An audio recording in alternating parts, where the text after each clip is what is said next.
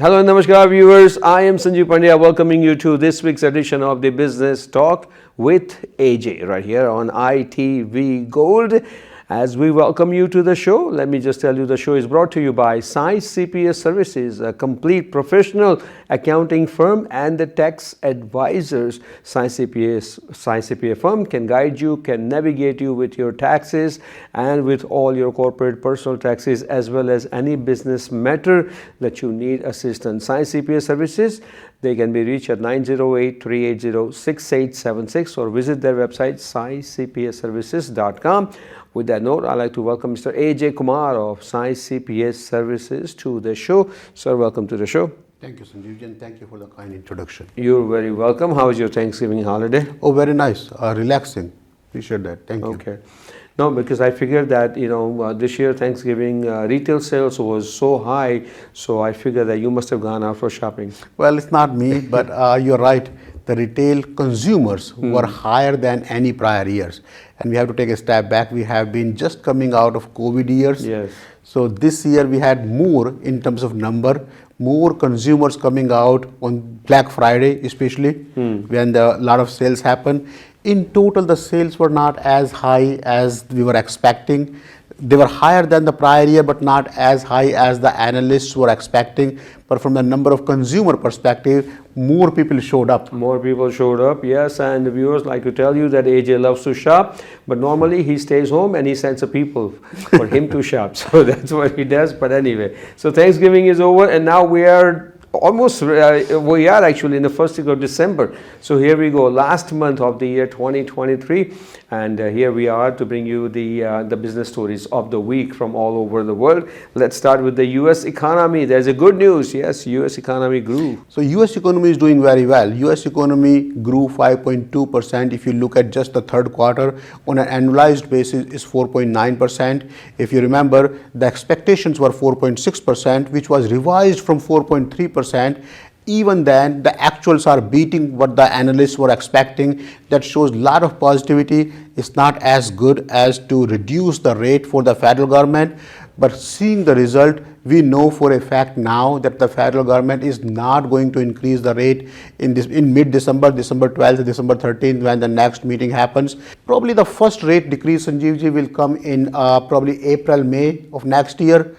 We are expecting the rates to be decreasing by 100 basis points in the next year, in the whole year, which may not be as good as it used to be from the mortgage market, from the interest rate market. We are expecting the real rate decrease to happen in 2025 as opposed to 2024. But we are sure the rate decrease will start in 2024, sometime in the first quarter, maybe in the second quarter, depending on how the economy goes. But so far, the results that we have seen in the economy are better than what we were expecting. Okay, that's a good news.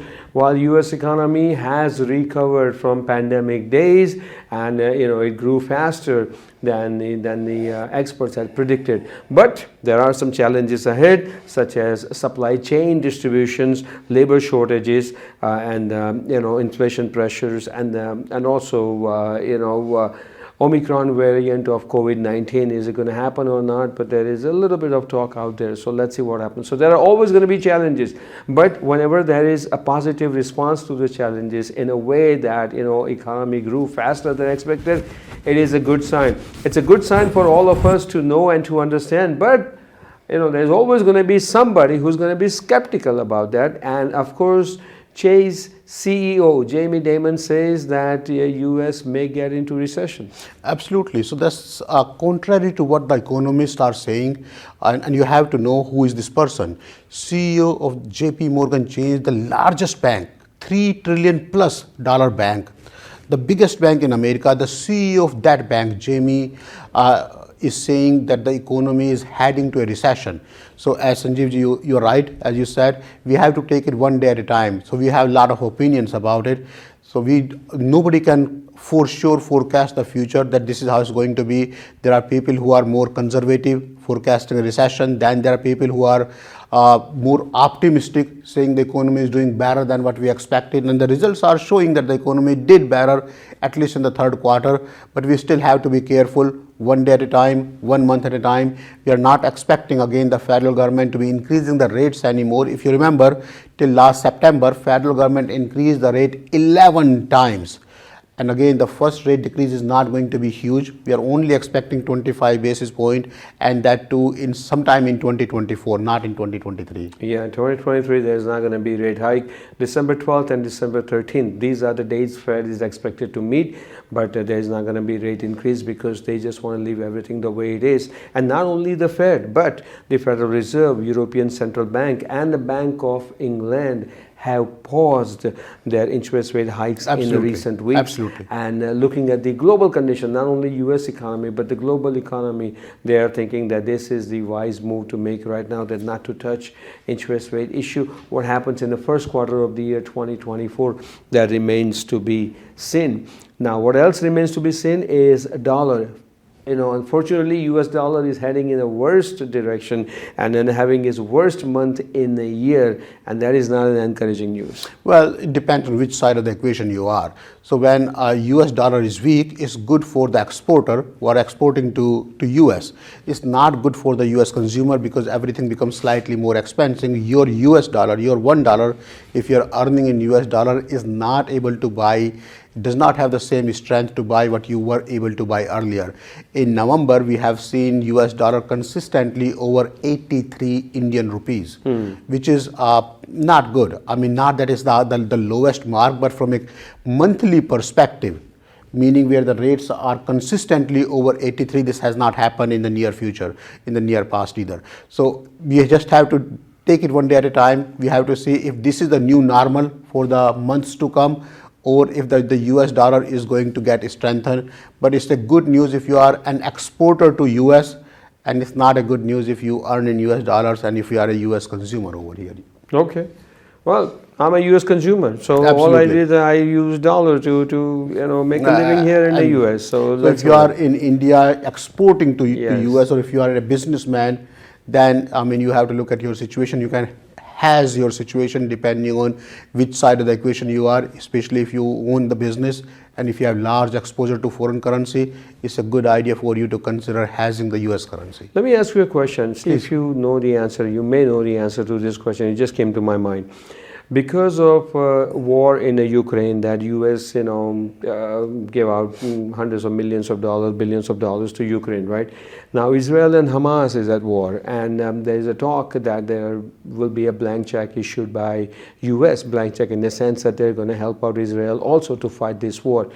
When they do, and when they're going to be rolling out hundreds of millions of dollars to Israel, do you think that makes a difference on the dollar value in international market?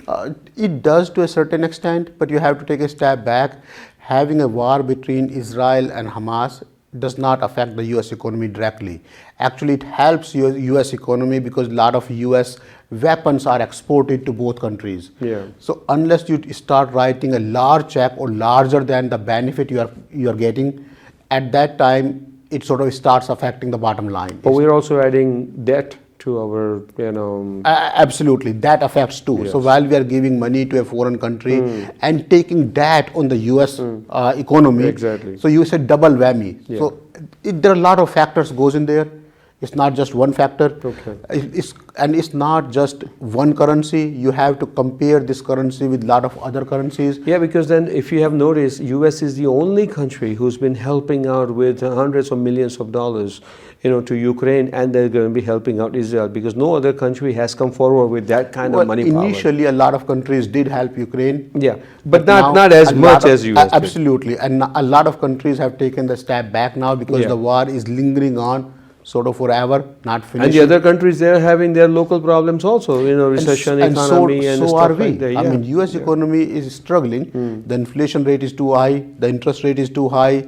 So we have our own problem. And at this point of time, it's a government decision to be going out of the way to be helping other countries and taking the loan on the US government. Correct. I was seeing an article by former President Trump, and he was implying that if he was the president, he wouldn't be giving the money out. Oh, yes. So that's, I mean, not He's been very vocal about that. He's yes, been not very going vocal critic into about politics of it, but I mean, everything sort of contributes to the US dollar compared to other currencies if it's going to be higher or lower. My point is that if Trump were president, perhaps Ukraine and Russia could not have gone into the war. But that's okay. Well, that's we my wouldn't really opinion. go in there. We wouldn't really know that. Exactly. If you ever been to UK and especially London, you may have seen Black Cab. Black Cab taxi is very, very popular in the UK, and especially in London. So now Uber announces partnership with Absolutely. iconic Black Cab in London. So you compare Black Cab, if you have never been to that part of the world. It's a livery. So you see Black Cab as yellow cab of New York City. Yeah. So Black Cab is everywhere, and Black Cab is the only thing that you see over there where you have to go from point 1 to point 2. The thing is, so Uber was getting more popular everywhere around the world, and they were having difficulties breaking into that market because of these Black Cab services. Now Uber is getting into a partnership where Uber will get 10% of the service fee as opposed to 25% that they typically get everywhere else. So it's a win-win. Black Cab can stay in the market. A lot of markets where Uber came in, a lot of local services went out of business. Correct. Just because Uber was cheaper and you don't have the maintenance cost of having a commercial vehicle all the time. Yep. A lot of Uber drivers are just residential drivers. They are not in the business of driving cars only. They are part-time drivers. So the cost is much lower for the Uber drivers. Exactly. So instead of going out of business for the Black Cab, it's a win-win for Black Cab and it's a win-win for Uber. Well, win-win for Uber because Uber just won the case to be in London because you Absolutely. know the UK government had blocked them, but judge overruled that, and now they are allowed. They have their license to do business in London, and London actually is a very crucial market for Uber because Absolutely. tying up with this Black Cab, it's like more than 3.5 million riders and 45,000 drivers. So talk about the strength, and the partnership is expected to launch in early 2024, and they just need approval from the London Transportation Department. All right, moving on to this. Earlier we just touched upon Thanksgiving sales, but here is the key thing that you all should know, and AJ will definitely shed some light on that matter. Thanksgiving sale was a record-breaking sale. Of course, we know that it was much higher than the last year, but why was it higher? Because there was one interesting thing offered by retailers. Well, the best part this year, or the difference making part this year, was buy now, pay later. We have seen the Thanksgiving sale or the day after Thanksgiving sale, Black Friday sales, always there. This year we had more consumers coming out.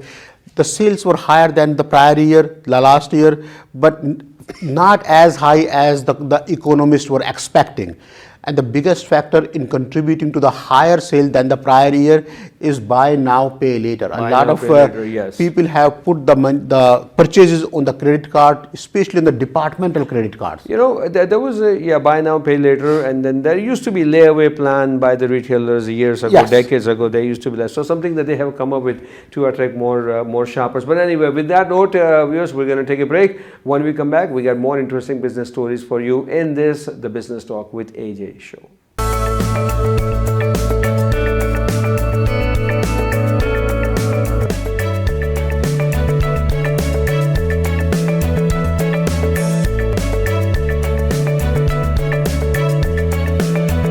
Welcome back to the second half of the Business Talk with AJ. In this half, we're going to give you more business stories. Of course, international stories we're going to cover in the second half. And we like to begin with a story from Britain. We just talked about Uber, getting into partnership with the Black Cab in London, but now there is a story which is a disturbing story, and the story is that the British banks announced sweeping job cuts weeks before Christmas. Of course, this is the month of December. It's a holiday month, Christmas month.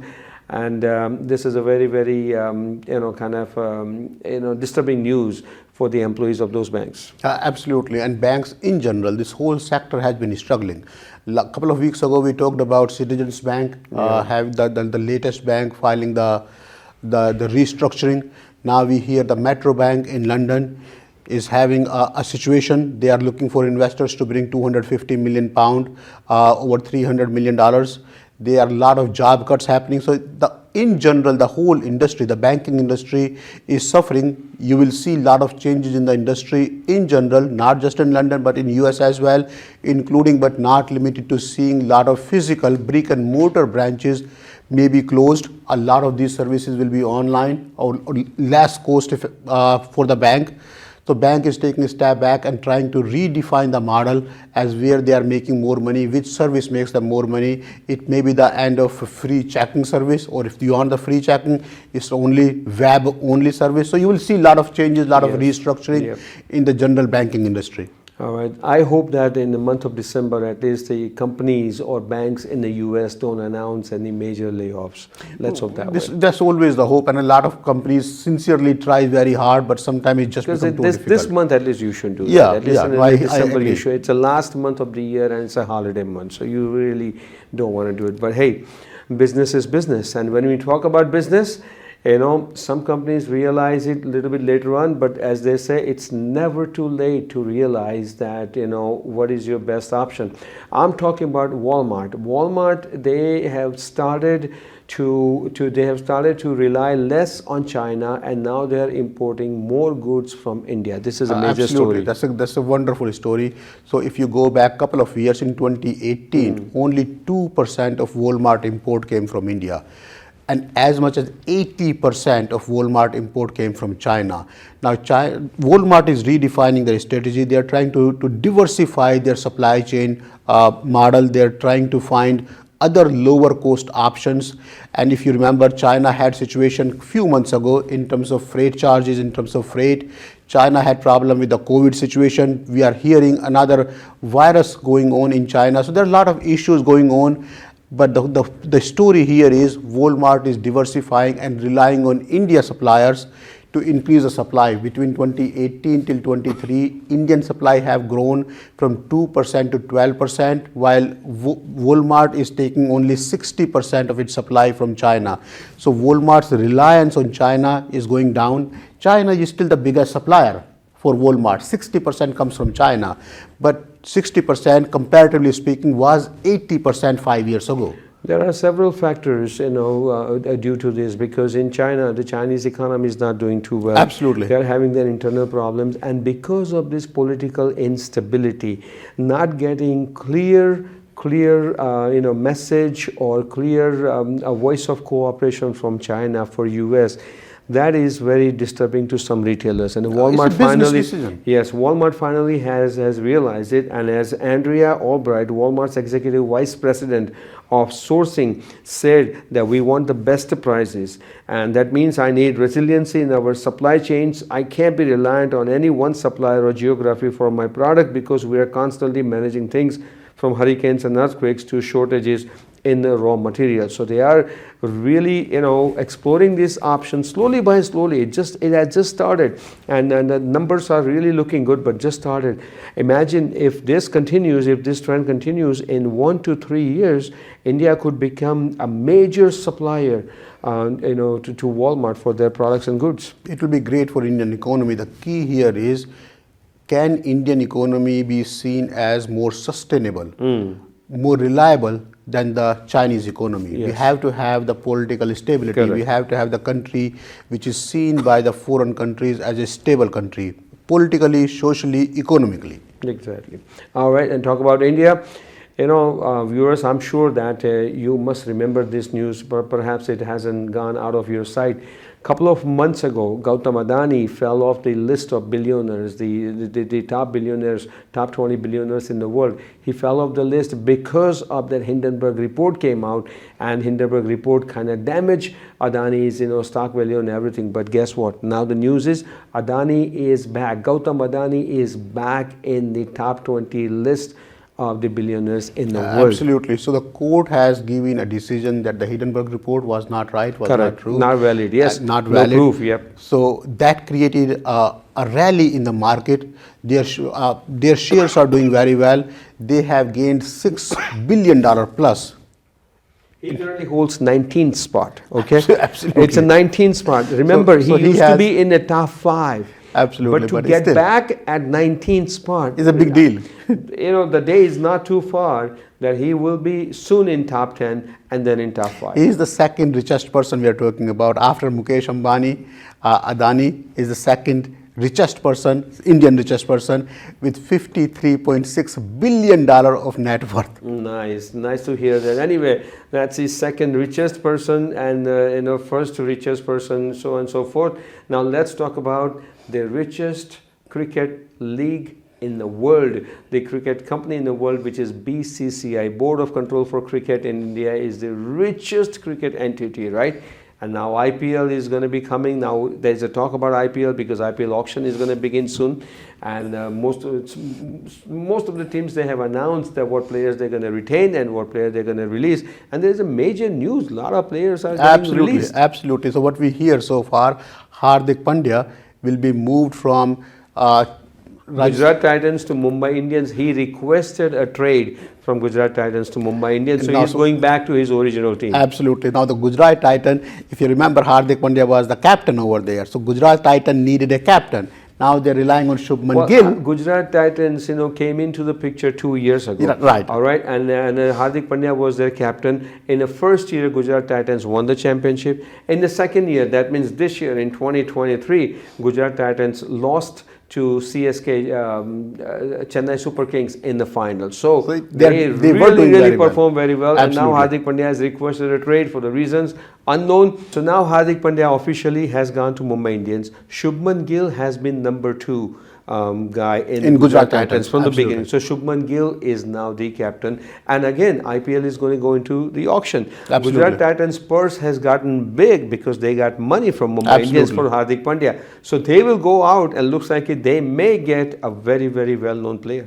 And Shubman Gill did very well in World Cup. Yeah. And he is a Class A player. Yes. Like Hardik Pandya. Yeah, so he's a deserving captain. He's only 24 years old. Exactly. So probably the youngest captain, one of the youngest captain that we have in Class A team.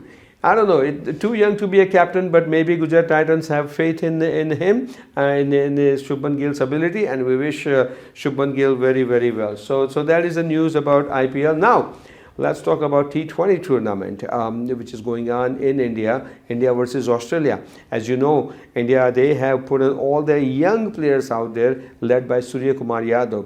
They won first two T20 very well, handsomely that they won. Convincingly. Convincingly. And third T20, they lost just in the last over, last ball, and because of dew over there and everything else, and bowlers just could not bowl even though they tried very hard, but they lost to Australia. Now, well, the credit goes to Maxwell as well. Yes, yeah, I mean, making 23 runs in the last over. He was getting loose balls. Come on, the bowlers were trying, but because of dew was so much, the ball could not turn and everything else. But anyway, credit to Maxwell. Now, the 4th ODI has also been played. Now, let's see the 5th ODI on Sunday. By the time you watch the show, then I guess you will be looking at the 4th and 5th ODI result. But I hope India wins the series. And after that, India is going to go to South Africa. Yep. They have announced the squad for the test match, for T20 and for one-day international. And guess what?